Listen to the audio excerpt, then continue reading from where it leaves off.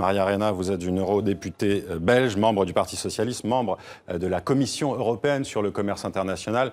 Vous soutenez les élus wallons qui font blocage au CETA. D'abord, Maria Arena, comment réagissez-vous quand vous voyez l'optimisme affiché du Canada et de l'Union européenne alors qu'il y a toujours blocage de facto de la région wallonne ? Alors on peut l'interpréter de deux manières. La première est de dire qu'ils ont entendu les questions et les demandes qui ont été formulées par les Wallons et ils sont prêts à y répondre parce que ce sont des demandes légitimes, comme par exemple la question des tribunaux d'arbitrage. Nous voulons des tribunaux qui permettent de donner la possibilité aux États membres de réguler dans l'intérêt des citoyens.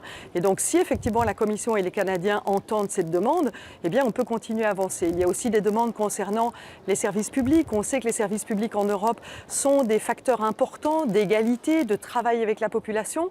Et donc si on peut éviter de rentrer dans une libéralisation, commercialisation de ces services publics, eh bien ce serait aussi quelque chose de très bien.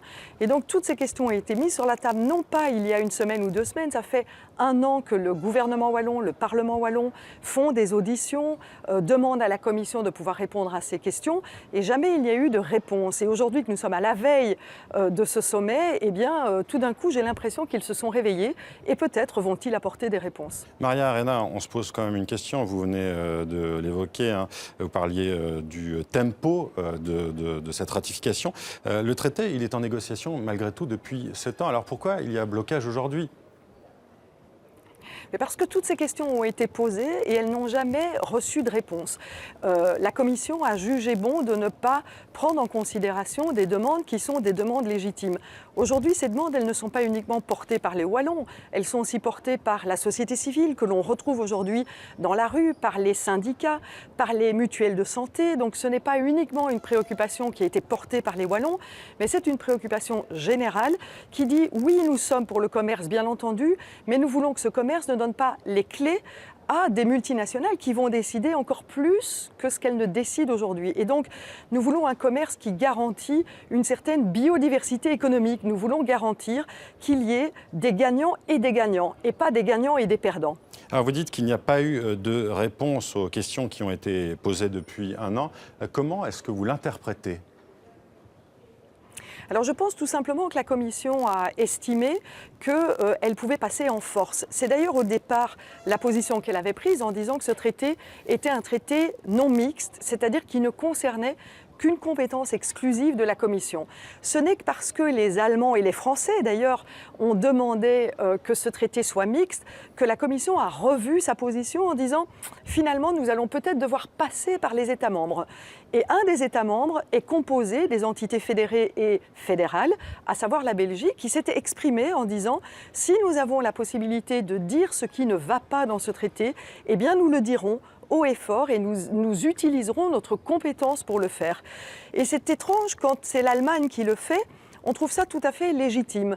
Quand c'est la Belgique qui le fait par une entité fédérée qui a la possibilité de le faire démocratiquement, on trouve ça un peu particulier. Alors aujourd'hui, l'Europe est composée de 28 États membres, bientôt 27, et dans ces 28 États membres, il y a de grands pays comme la France, l'Allemagne, mais il y a aussi de petits pays dont il faut tenir compte. Est-ce qu'on est toujours dans le 2 poids, 2 mesures démocratiquement en Europe aujourd'hui, selon vous? C'est ce que vous dites.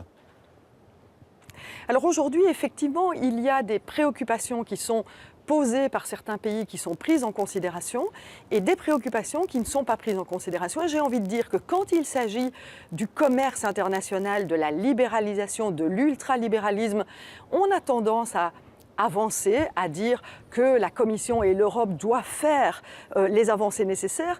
Quand il s'agit, par exemple, de droits qui sont des droits humains, des droits de respect des droits fondamentaux, dans ces cas-là, on est plus prêt à prendre des positions qui sont des positions nationales.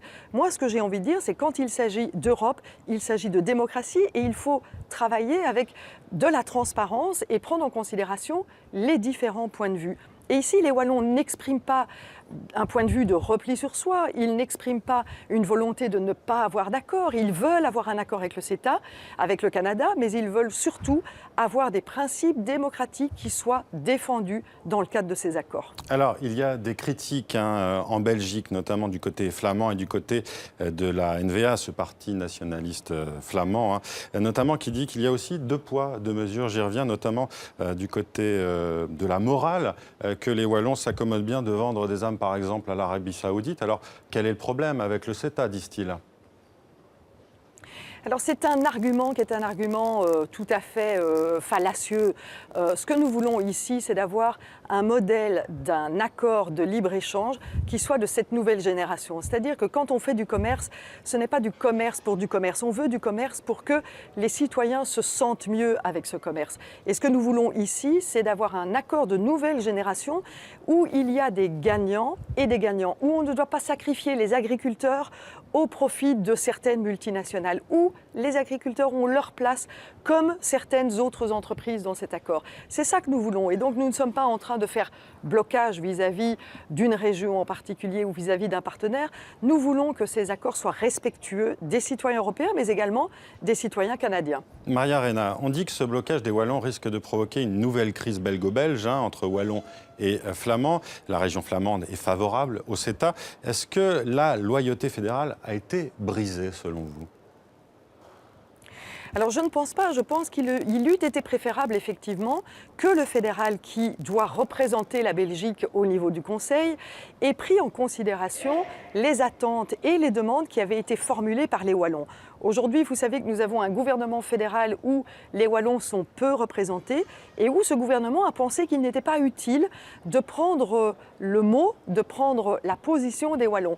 Et donc peut-être que ce gouvernement fédéral devra aussi apprendre à respecter les entités fédérées, quelles qu'elles soient francophones ou néerlandophones. Maria Arena, est-ce que cela ne montre pas encore une fois les différences politiques profondes entre la Wallonie et la Flandre ? Alors je ne pense pas, je pense qu'il y a aujourd'hui au niveau flamand un certain nombre de citoyens qui ont exprimé leur soutien à la politique wallonne telle qu'elle est menée. La seule chose c'est qu'aujourd'hui elle ne s'exprime pas dans le gouvernement parce qu'ils ne sont pas dans la majorité du gouvernement ni flamand ni du gouvernement fédéral. Mais cette réalité citoyenne existe aussi du côté néerlandophone. Merci Maria Arena d'avoir été en direct avec nous et d'avoir répondu à nos questions sur le CETA.